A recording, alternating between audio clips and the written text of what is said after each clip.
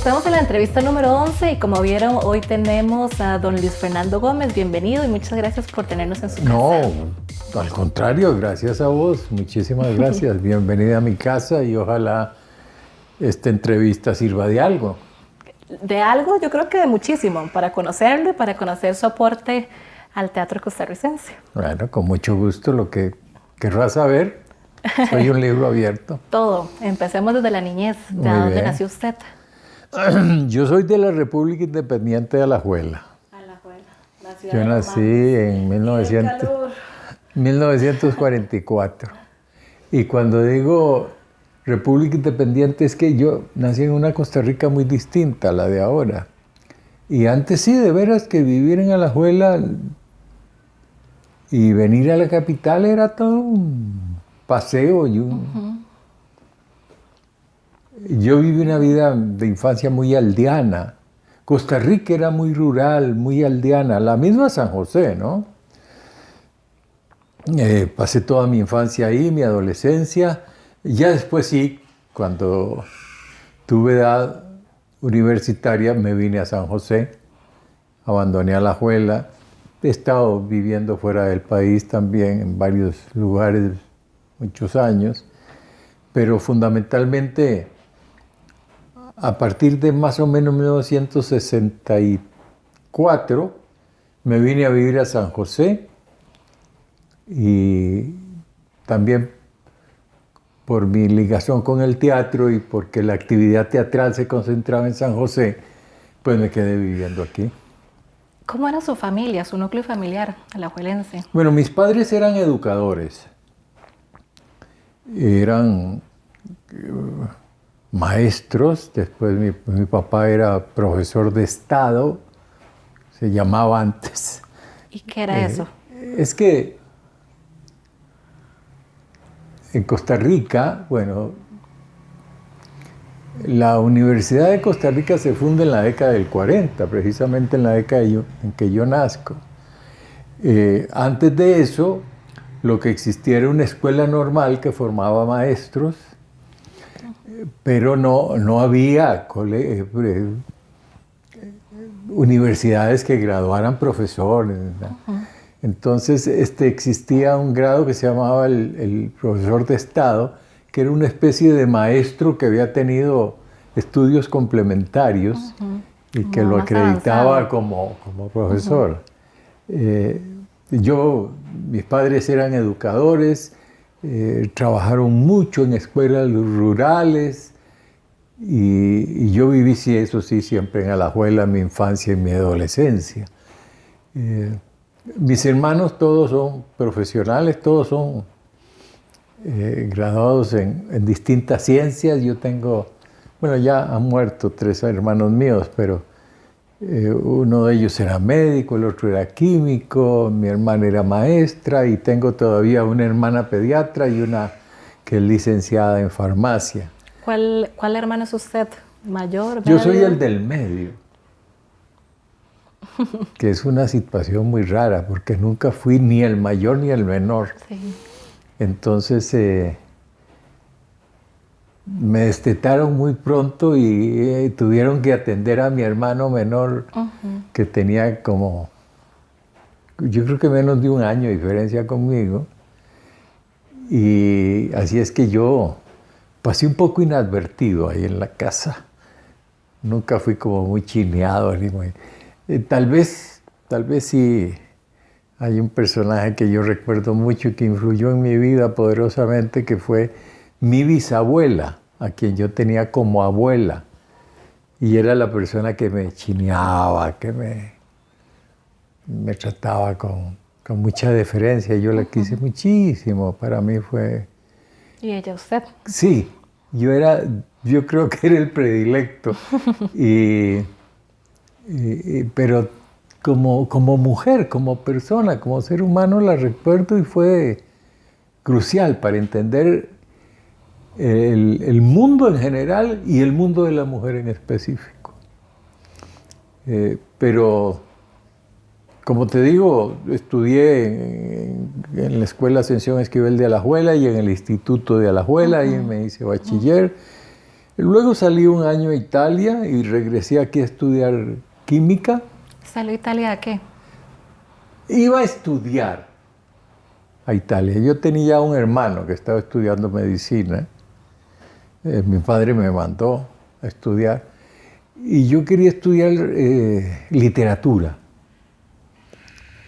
Lo que pasa es que cuando yo llegué allá, me di cuenta de que había un desfase muy grande entre la formación que yo llevaba como estudiante de secundaria y lo que era un bachiller europeo, que ya hablaban otros idiomas, que tenían una serie de cursos muy avanzados. Entonces me di cuenta de que iba a tener que tomar mucho tiempo para nivelar cierto currículum. Y también me gustaba mucho la ciencia, siempre me gustó muchísimo. Entonces de pronto decidí cambiar y estudiar química. Y cuando le comenté a mi padre, pues me dijo, bueno, si va a estudiar eso, entonces véngase para acá, porque aquí sí hay química. Ya estaba lo que se llamaba en ese entonces el Departamento de Química de la Universidad de Costa Rica, y yo regresé en el 63 y me inscribí en la carrera de química y pasé ahí varios años. Me llama la atención que, si no me equivoco, me dijo que una hermana o hermano también estudió química. Sí, el menor. Ah, qué vacilón. El menor. ¿Ustedes a qué solían jugar? Bueno, era lo tradicional, ¿no? Absolutamente tradicional. Ahora destacan esos juegos como si fueran unas cosas rarísimas y olvidadas. Evidentemente, pues el mundo cambia y los juegos también, ¿no? Los chiquitos no se van a quedar jugando lo mismo si ahora disponen de cosas muy novedosas y distintas. Pero era evidente de que a mí me tocó la época de los trompos, de los yoyos. Jugaban las cosas tradicionales. Entonces, lo que se llaman ahora juegos tradicionales, No, que pero para lo nosotros tradicional de eran la los época, juegos. sí. Simple y llanamente los juegos. Esa una vida muy aldeana, como te digo. Nosotros vivíamos en la calle, las puertas de las casas no se cerraban. Uno entraba a la casa del vecino, como entraba a la de uno. Yo me acuerdo que en la noche nosotros no cerrábamos la puerta de la casa. Íbamos llegando uno por uno y abría la puerta y cerraba. Es decir, no es que estuviera de par en par, pero lo que te quiero decir es que no había, a veces ni se cerraba con el candado, se le ponía una piedra. Eran unos tiempos diferentísimos, ¿no? Diferentísimos. Sí. ¿Y la adolescencia? ¿Cómo nos describe su adolescencia? Bueno, ya hice un poco distinto, porque yo siempre fui minoría. Siempre he sido minoría. ¿A qué se refiere con eso? Bueno, a lo que la gente llama un tipo raro. Ese carajo sí que es raro, le gusta ir a la biblioteca a leer. Okay. Y lee libros que no tiene que dar examen, por decirte algo. Me decantaba por muchas manifestaciones artísticas. Muy pronto empecé a ser un buen lector. Y leía literatura francesa, me acuerdo que la literatura francesa me influyó mucho. ¿Cuál libro recuerda ese ahorita? Ah, no, millones, pero... No, sí, pero como el que usted dice, me acuerdo que me encantó y que eso me abrió las puertas para ir a otros. Sí hubo libros que marcaron. Por ejemplo, el libro Rojo y Negro de Stendhal fue un libro que me marcó profundamente, ¿no? Sobre todo por la descripción de un héroe, el héroe de la novela se llama Julian Sorel, y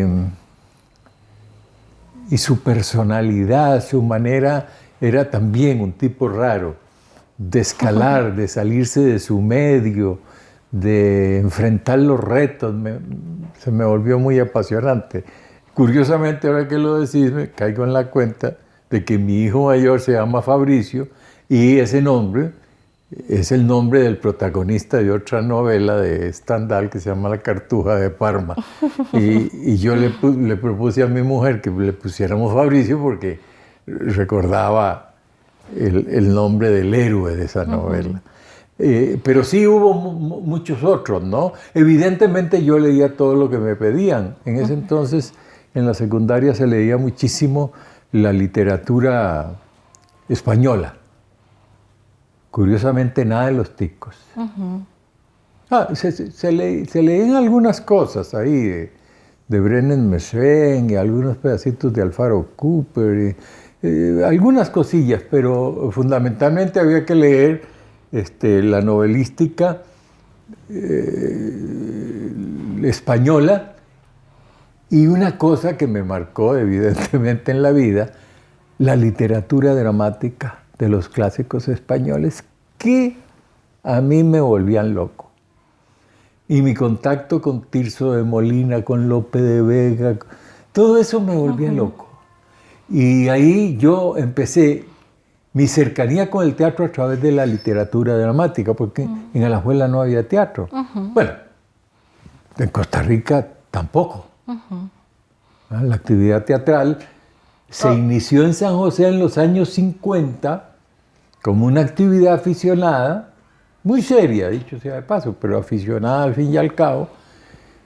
Y cuando yo me incorporo al movimiento teatral en el 64-65, el único grupo que había era el Arlequín y el Teatro Universitario, al que yo pertenecí, siendo estudiante de química. Devolvámonos ahí entonces. Usted termina en el Instituto de Alajuela y empieza a estudiar química en la Universidad de Costa Rica, en el Departamento de Química.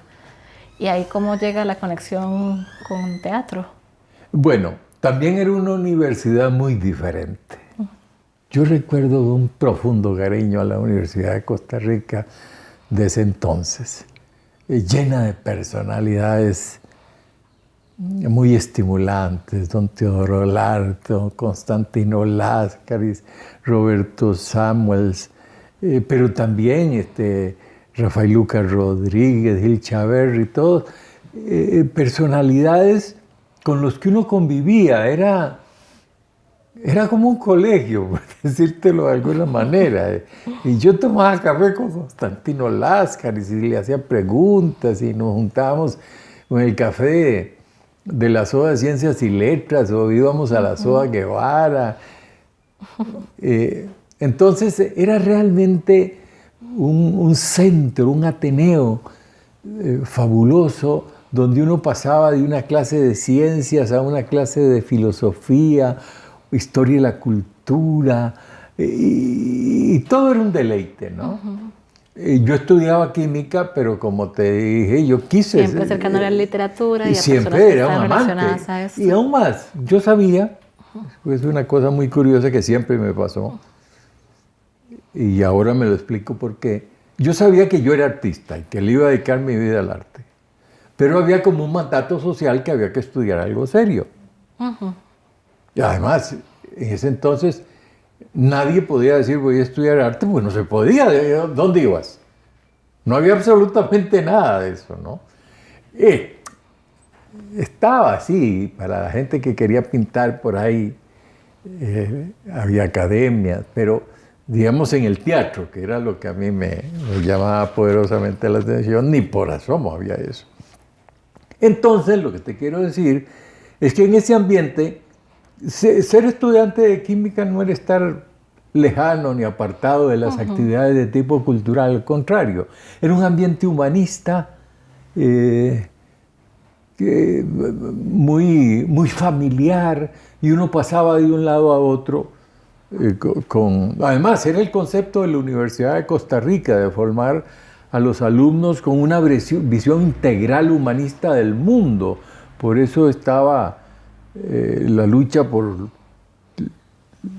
los estudios generales y de que un científico supiera algo de filosofía, profundizar en el conocimiento de su lengua y en la historia y la cultura donde estaba inmerso.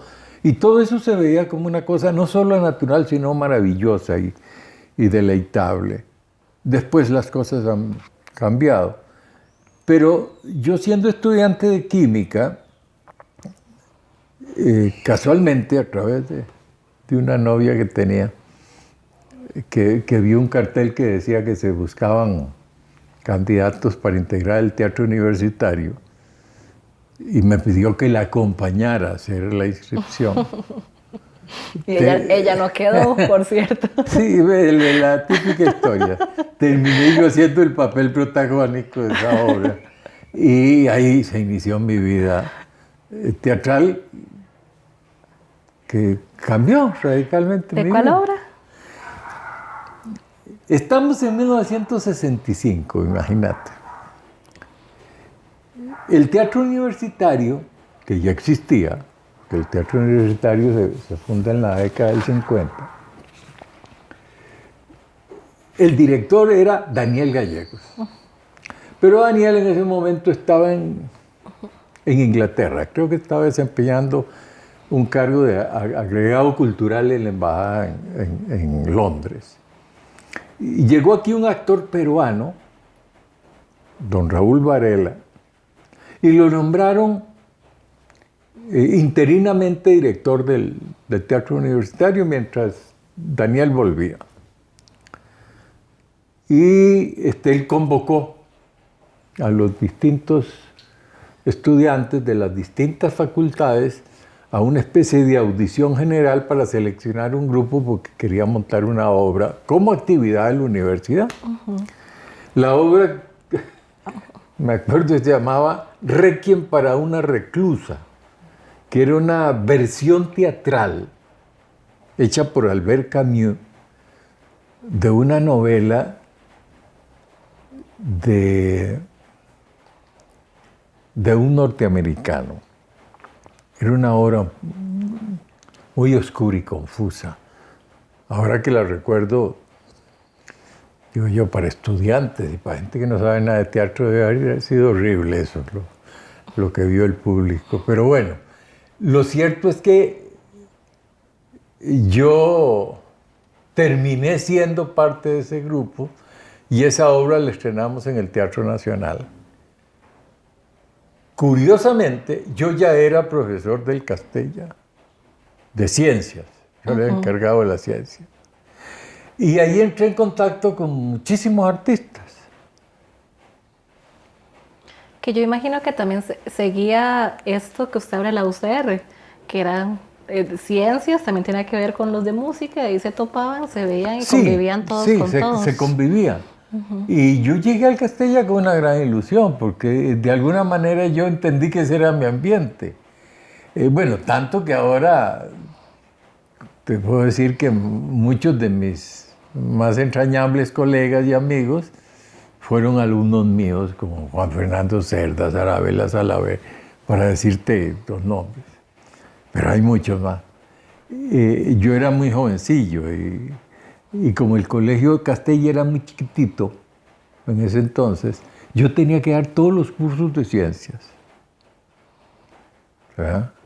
Pero como a mí me encantaba estudiar y yo era un verde, yo lo hice. Porque lo que quiero decir es que siendo muy jovencito y empezando mi universidad, me dieron ese puesto porque había inopia, no había muchos profesores. Uh-huh. Y además, ningún profesor con posibilidades de trabajar iba a aceptar un puesto en el Castella porque tenía que dar geología, biología. Era una barbaridad. Uh-huh. Y le pagaban una miseria.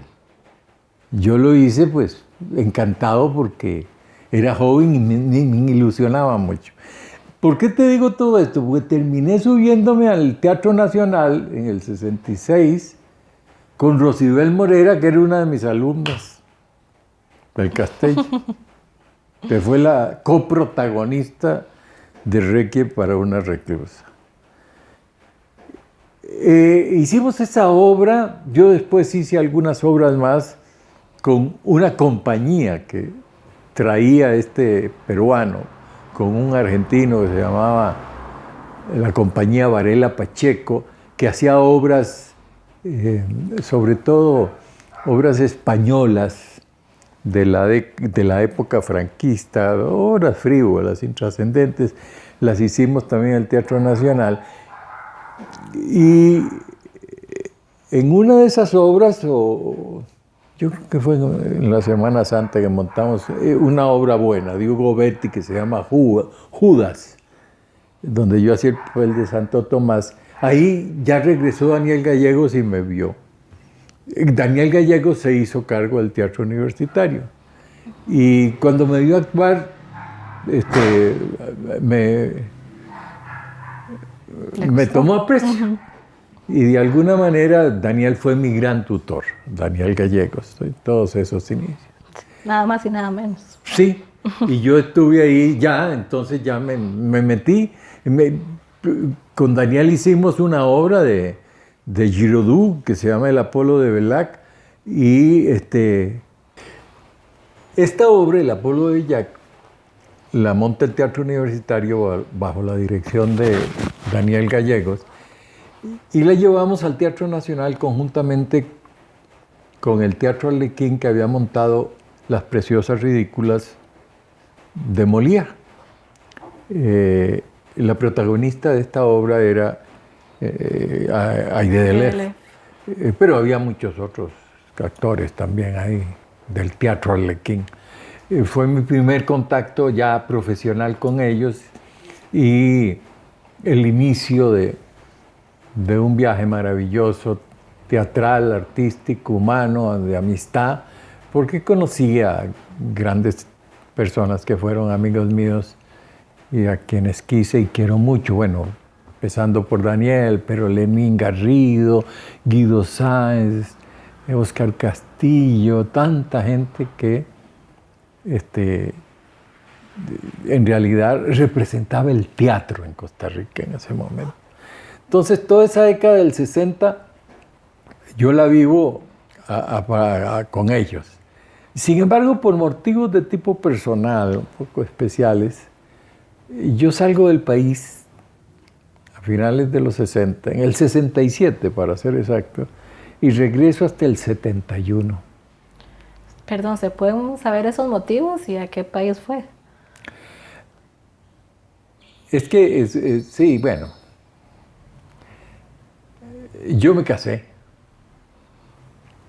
y mi mujer murió muy poco tiempo después. Era una muchachita, ¿no? Éramos unos mocosos.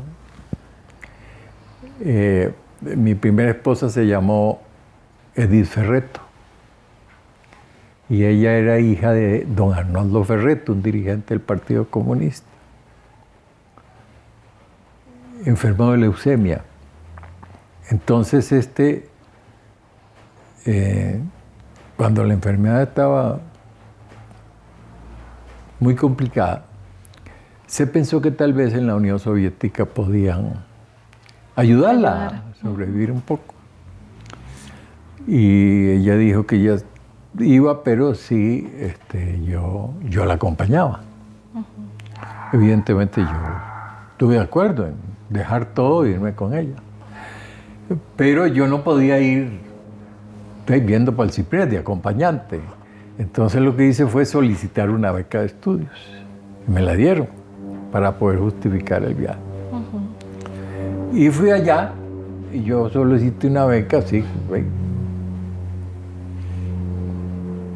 Y para no hacerte largo el cuento, yo no llegué a la Unión Soviética con ella murió en México, tuvo que regresar.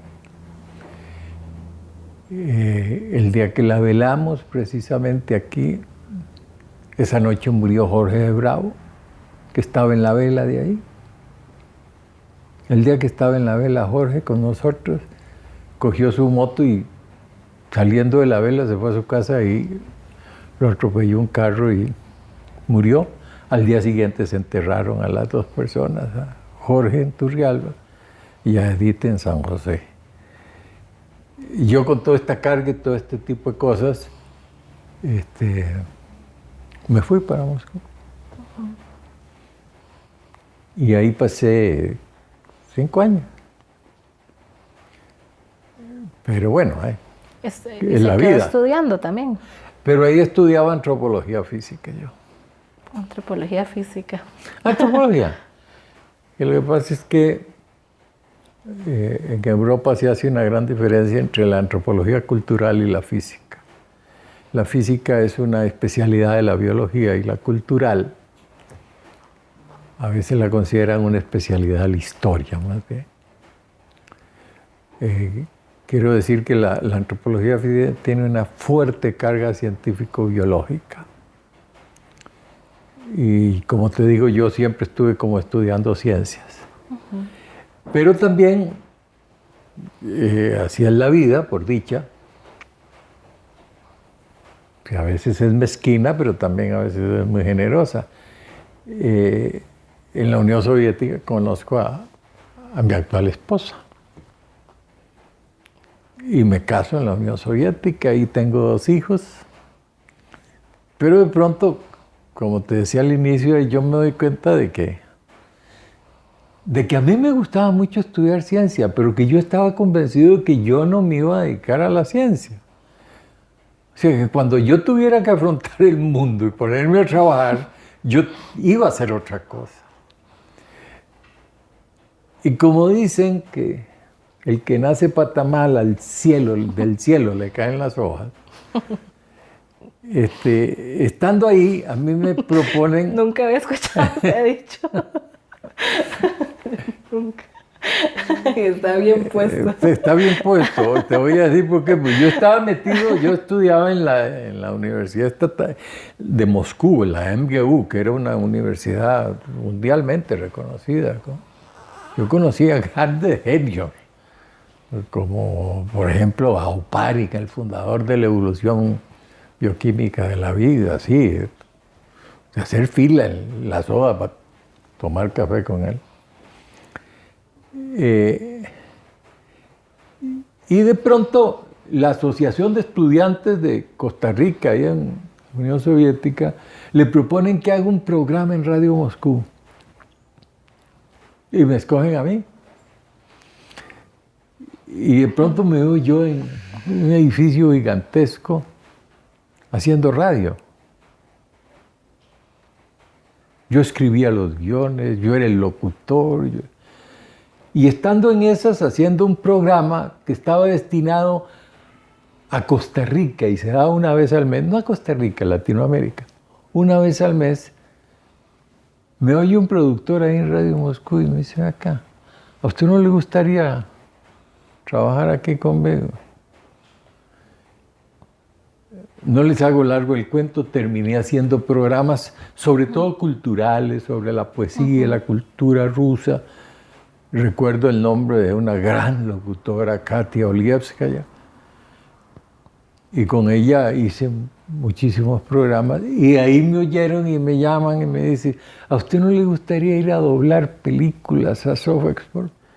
Bueno, no lo voy a cansar, Sofexport Film, así se llamaba una compañía, como decir Metro Golden Mayer, solo que en ruso.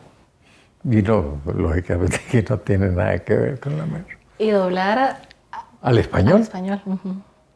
Al español. Pero yo era interpretar. Y pronto, ¿qué estoy haciendo yo aquí? Entonces sí trabajó también haciendo eso. Sí. ¿Cómo cuánto tiempo trabajó? Como 1 año. Y un día le digo a mi mujer, yo me voy. ¿Vos te venís? Me decía, sí. Pobrecita, no sabía a qué se atenía. Pero muy valientemente, muy ¿Y ya se venía con 2 chiquillos? 2. ¿De qué edad? Déjame ver, como 3 y 2 años. Unos bebés. Sí, muy chiquitos. Yo me vengo aquí y inmediatamente consigo trabajo en el Colegio Seminario dando clases. ¿De ciencias? De ciencias, sí. En el seminario di matemáticas y química. Colegio Seminario. Pero se enteran mis amigos Lenín, Daniel, que ya estoy aquí. Y Daniel, que es mi gran mentor, me busca y me dice, Fernando, tengo una obra para que estrenemos juntos. Se llama La Casa. Es un único personaje masculino y quiero que vos lo hagas. Va a estar Ana Poltronieri, Gladys Catania, Olguita Zúñiga, Maritza González y Beth de Vive. Ven ustedes, dicen personalidades grandes. Y le digo, juegue el gallo. Está bien, si a eso vengo. Entonces, en el 73, se había estrenado una salita ahí en Cuesta de Moras que se llamó el Teatro Arlequín. Se estrenó con una obra, El cepillo de dientes, que protagonizó Trejos, José Pepe Trejos y Aidé. Y la segunda obra fue La Casa, con este elenco que te digo. A esa obra me va a ver el director de la Compañía Nacional de Teatro, que es Esteban Pols, en ese momento, español. Y después de la función me dice, ¿le gustaría formar parte del elenco estable de la compañía? Y le digo, claro. A eso vine. A eso me vine. Y a partir de 1973, perdón, porque esto fue en el 72, el 1 de enero de 1973, yo digo, de hoy en adelante, lo único que hago es teatro. Le dedico mi vida a esto y nada de química, nada. Voy a hacer teatro. Aunque me muera de hambre, voy a hacer teatro. Yo siempre, por dicha, tuve la grandísima suerte de tener una compañera como la que tengo, que me apoyó en todo y que siempre creyó en mí. Nunca fue remilgosa ni nada. Fue fundamental para que yo pudiera hacer esto y para que esté contando lo que esté contando. Y ahí inició realmente, el 1 de enero de 1973, mi vida absolutamente profesional del teatro. Porque a partir de ese momento yo no he hecho otra cosa más que teatro.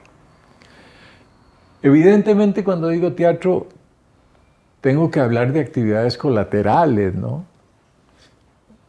Porque difícilmente alguien en cualquier parte del mundo vive exclusivamente de la actuación, por ejemplo. Tiene que hacer, como dicen en Sudamérica, sus bolos. Lo que más hice fue locución comercial. Hice muchísimo radioteatro cuando Radio Nacional, que estaba a cargo, Aidé estaba a cargo de eso y que le daba mucha importancia. Hice muchísimo radioteatro. Evidentemente, después de ser actor de la compañía, vino aquí un francés a dirigir la compañía y don Guido Sainz le pidió que formara un taller. Don Oscar Felder. Nos conocimos y él me incorporó al equipo para fundar el Taller Nacional de Teatro. Lo fundamos en el 77. Yo me incorporé como profesor. ¿Quiénes lo fundaron? El taller lo fundamos, bueno, fundamentalmente Oscar Felder, Gladys Cataña, Luis Diego Herra, que es músico y compositor, estudiante del Castella, fue alumno mío, Luis Diego, cuando estaba carajillo. Martita Matamoros, Mimi Prado y yo.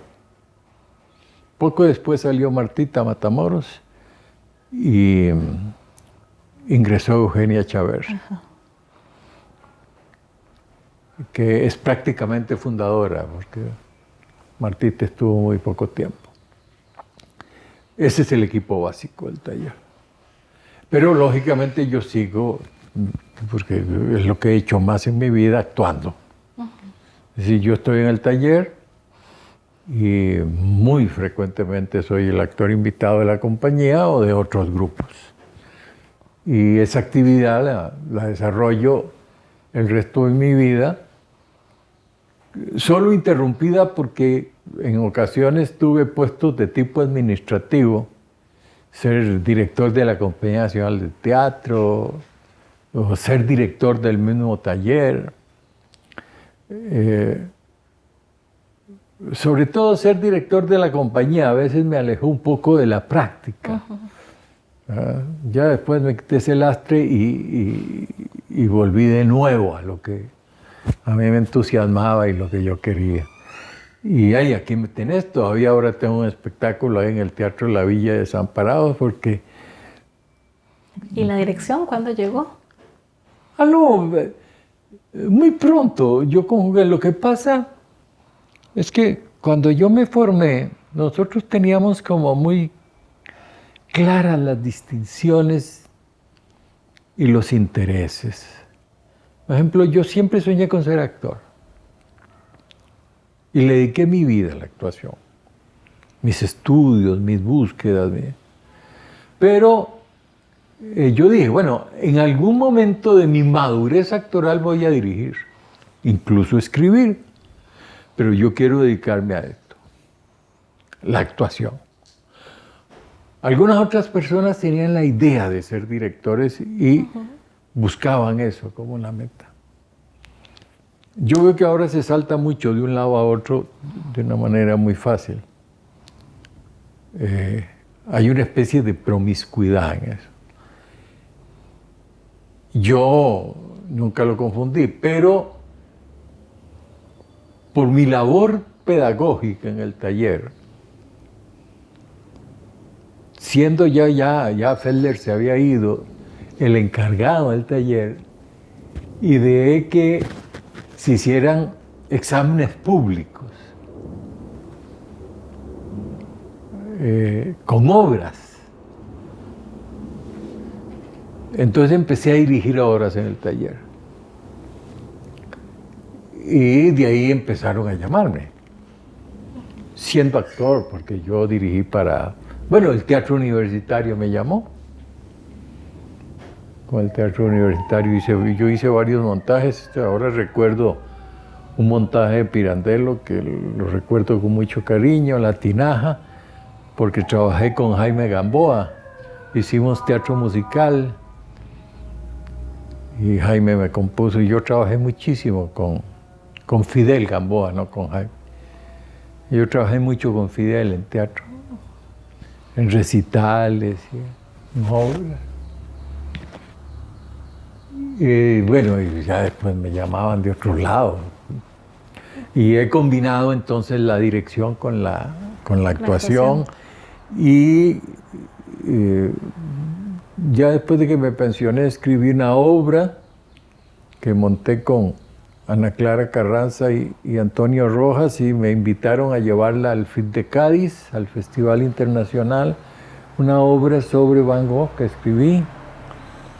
Y ahora, curiosamente, a petición también de una pareja de actores, decidí escribir una obra que se llama Emparejémonos y que le estoy dando en el Teatro de la Villa de Desamparados, porque me interesa mucho ahora hacer un teatro cotidiano dirigido a la gente o a la que no le dan teatro o le dan cosas muy frívolas y baratas.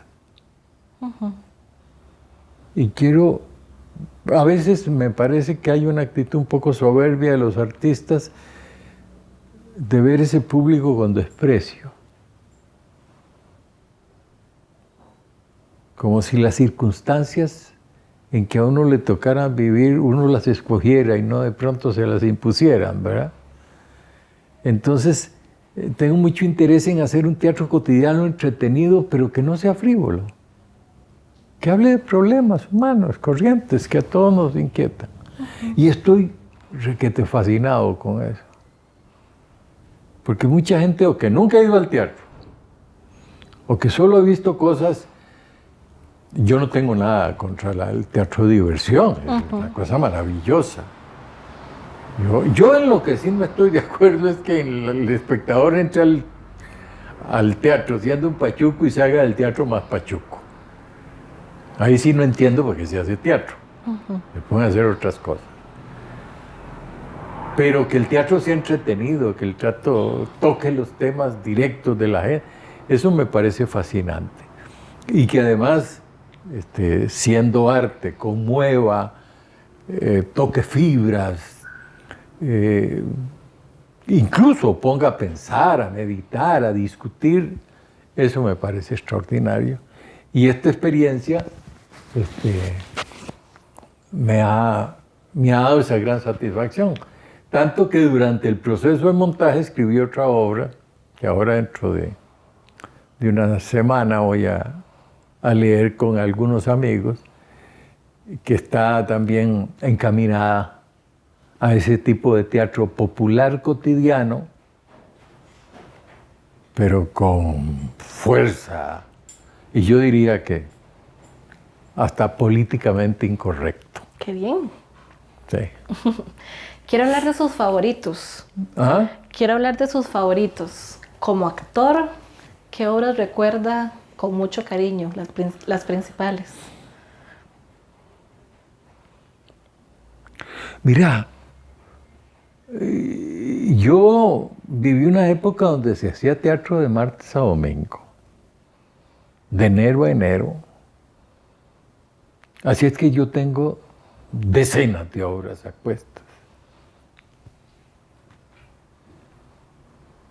El teatro tiene una cosa muy terrible. Es un oficio de fonámbulos. Uno siempre está en la cuerda floja, cayéndose. Decía Atahualpa, esta es la única profesión donde uno siempre da el examen final y nunca se gradúa, aunque lo gane. Entonces siempre está a merced de la opinión del que va al teatro. Y tiene todo el derecho a decir qué cochinado, qué... Pero yo no sé si ha habido algún personaje que usted dice, ay, qué rico siento ese personaje. No, pero a eso iba. Ajá. A eso iba. De pronto hay personajes que todo el mundo te los alaba. Y hay otros que tal vez no fueron tan heroicos ni tan épicos. Y uno dice, qué maravillosa etapa de mi crecimiento y mi desarrollo artístico. Entonces yo pienso más en ese tipo de personajes que en otros que en las menos merecieron premios. ¿Ve? Yo tengo ahí muchos premios. Un personaje que yo recuerdo con muchísimo cariño es Ubieta, que es una obra de don Alberto Cañas. Es el tonto del pueblo. Y yo lo recuerdo con mucho cariño porque primero fue el primer premio nacional que me dieron. Y aunque, como dice alguien, los premios son para que la mamá te diga, me siento orgulloso de vos, no dejan de ser muy gratificantes. Porque uno está a merced, como te digo, de la opinión del otro. Y siempre es muchísimo mejor una buena opinión que una mala opinión. Por supuesto, sí. La gente dice, no me importa la crítica. Perdóname. Sí. A mí sí me importa. Y entre mejor sea, mejor. No se va a negar, ¿verdad? Pero cuando yo hice Ubieta, yo tenía un estigma en las espaldas en el teatro. Y era que solo papeles de galán me daban. Y estaba desesperado. Yo no aguantaba ya eso. Y otro galán que me den y ya dejó de hacer teatro. Y cuando me dieron el tonto del pueblo y pudo salir caracterizando y fue un exitazo de público esa obra, pero fue terrible. Y me dieron un premio. Fue como que todo el mundo dijera, mira, este carajo era actor, era buen actor.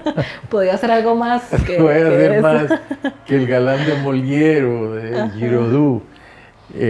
No, yo había hecho ya personajes importantes, pero Ubieta me dio como una carta de presentación muy grande.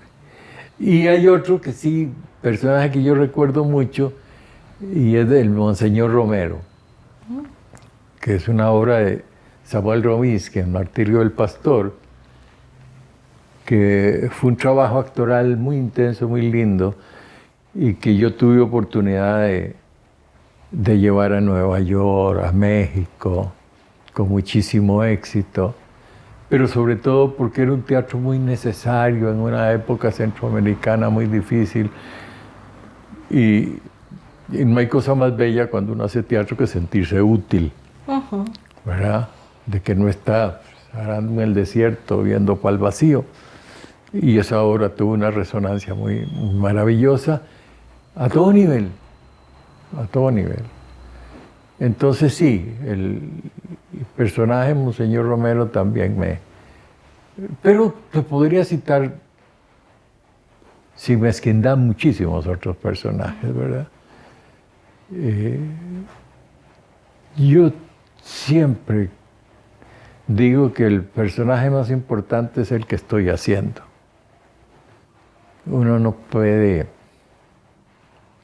mucho menos el teatro, que es un arte de presencia, de vivir de glorias pasadas. Eso ya pasó. El teatro es efímero en ese sentido y siempre habla con los hechos presentes, no hay otros. Pero no cabe duda, ¿no?, de que uno guarda experiencias que quiere más o que quiere menos. Curiosamente, te cité 2 obras nacionales. Una de Tocaña y otra de Samuel Rovisky. Porque siempre he hecho con mucho cariño las obras nacionales. Creo que hay que luchar mucho porque en Costa Rica se desarrolla una real dramaturgia tica. Porque un movimiento teatral, si no tiene detrás una dramaturgia, siempre será efímera, ¿no? ¿Verdad? Y yo creo que cité a 2 personas que fueron pioneras. No es que haya que quedarse en eso, pero también a veces ahora hay una tendencia a una amnesia brutal, como si todo surgiera de la nada, y eso es mentira. Todo es un proceso, una evolución, un salto, y hay que conocer las raíces para saber dónde estamos, incluso para vislumbrar hacia dónde vamos, ¿verdad? Entonces, en ese sentido, a mí me parece que sí, por ejemplo, esto que estás haciendo es muy importante. Registrar estas cosas, comentarlas, que sirvan de referencia a mucha gente. Se han hecho muchas cosas. Vamos, no se ha hecho todo, ni todo se ha hecho bien, todo eso es mentira. Ni es que los tiempos pasados fueron mejores. No fueron ni mejores ni peores. Fueron. Pero son gradas de una escalera que se va ascendiendo, ¿verdad? Y que uno necesita ver para atrás y para adelante para ver dónde está. Lógico. Porque además, bueno, primero, a mí me parece que es una obligación racional esa, ¿no? Lo demás es como un desvarío, una vanidad absurda. Las cosas se construyen poco a poco, con mucho esfuerzo, con mucha pasión y vocación. A veces he oído ahí discusiones porque surgen términos que la época de oro del teatro costarricense, y oigo detractores y oigo gente que dice que no, que fue maravilloso y qué sé yo. Yo te diría una cosa. A mí me parece que si yo analizo esa época, sí hay un fenómeno digno de mención, como algo extraordinario, y que pasó en esa época y que ya no pasa. A mí me tocó, haciendo teatro, masificar el teatro. ¿Qué quiero decir con esto? Hacer una temporada en el Teatro del Museo al aire libre, donde por primera vez llegaban 50,000 personas en una temporada. Que la gente que vendía copos en la esquina, cuando pasaba yo con Alonso Venegas, que vivíamos en Curridabat, le dijeran: adiós, Volpone, el que vendía copos. ese fenómeno donde el teatro se abre y llega muchísima gente.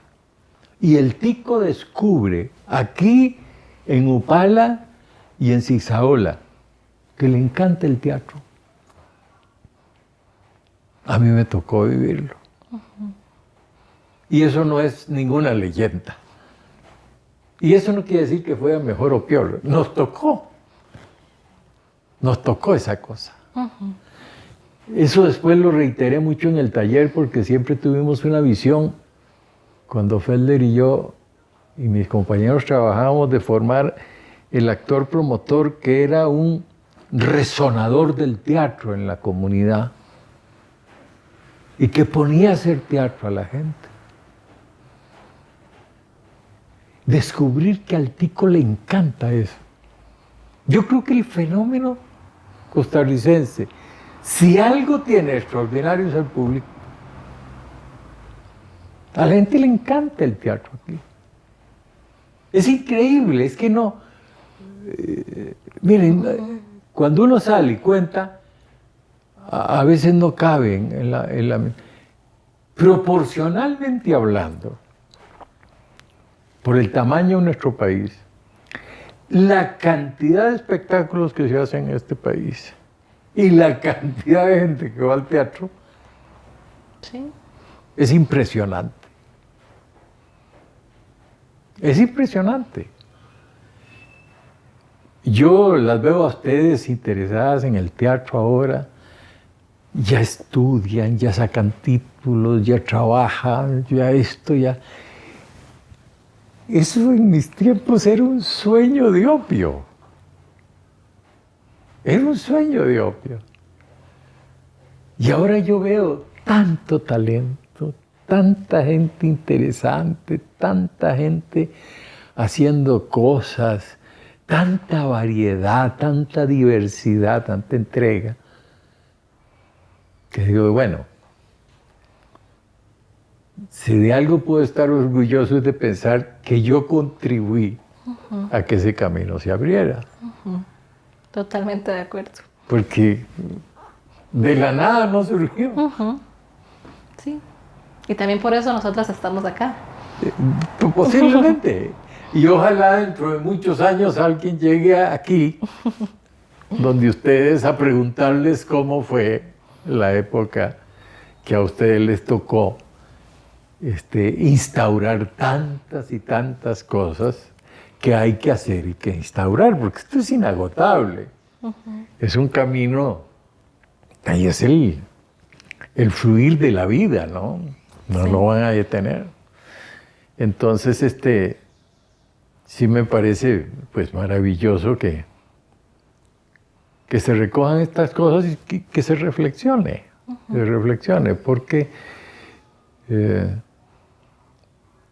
eso le hará muy bien a las generaciones actuales, porque yo sí creo, pero eso no tiene nada que ver con el teatro, que vivimos un poco una época de desesperanza. Nosotros pertenecimos a generaciones más ingenuas, tal vez más heroicas, más soñadoras. Ahora hay un cierto escepticismo y una cierta desesperanza.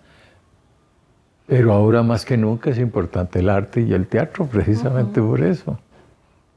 Sí. Y por eso es muy importante lo que hacen. Me faltó un favorito, que ya sé que no tiene, pero a ver cuál me menciona. En dirección.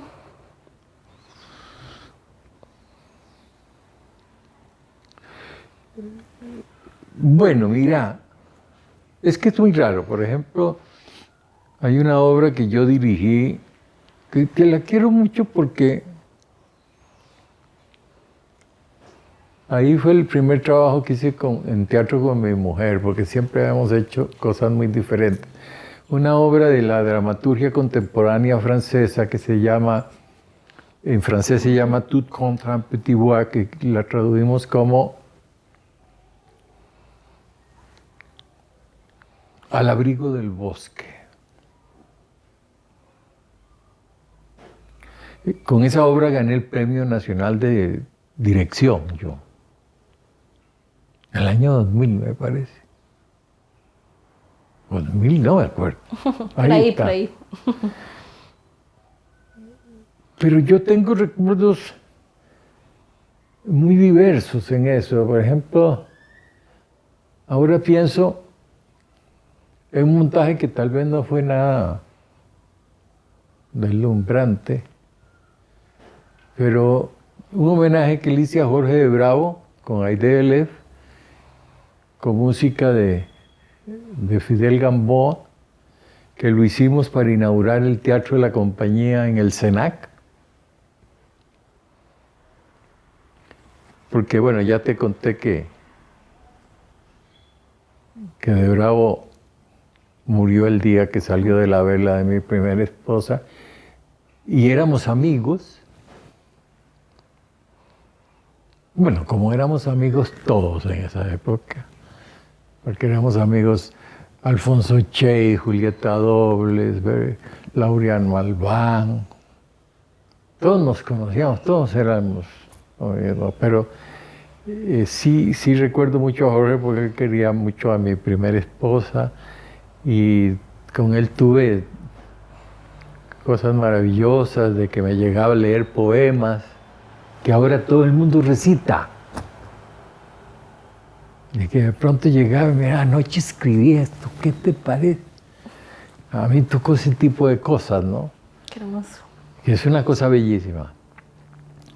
Y ese espectáculo lo recuerdo con muchísimo cariño.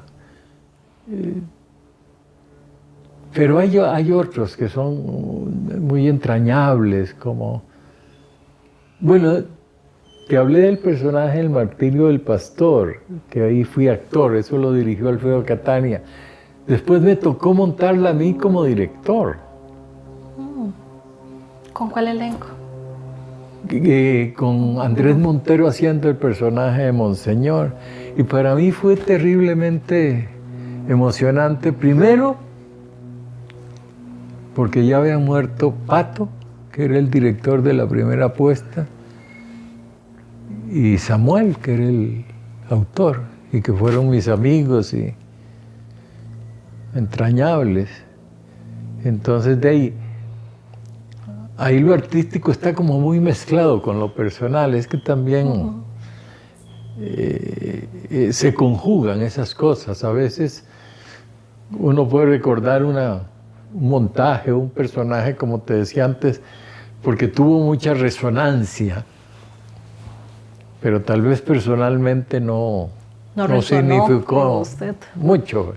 Y hay otras cosas más pequeñitas que humanamente son muy ricas y que significaron saltos, superar miedos, inseguridades. Esta cosa terrible que tiene el actor que padecer siempre, estar sometido a la crítica y de ahí de que la vida es así, no todo lo que uno hace es una maravilla. Hay muchísimas metidas de pata y las cosas no salen. Ajá. Ahí lo interesante está en la constancia, en la entrega. Pues yo siempre he creído que el público distingue una cosa. Puede ser que algo no esté con un grado de excelencia, pero cuando hay una entrega y una honestidad, el público lo reconoce. Y eso es lo que siempre un actor debe tener, entrega y honestidad. Y se equivoca, ¿eh? Ni modo. Por ahí la pega. Por ahí no. Pero de eso se trata, ¿no? Sí. Yo creo que ya por tiempo de cámaras y ya usted nos ha contado bastante de su vida personal y también de su vida en las tablas, en el escenario. Y muchísimas gracias por contarnos todo esto. Con mucho gusto.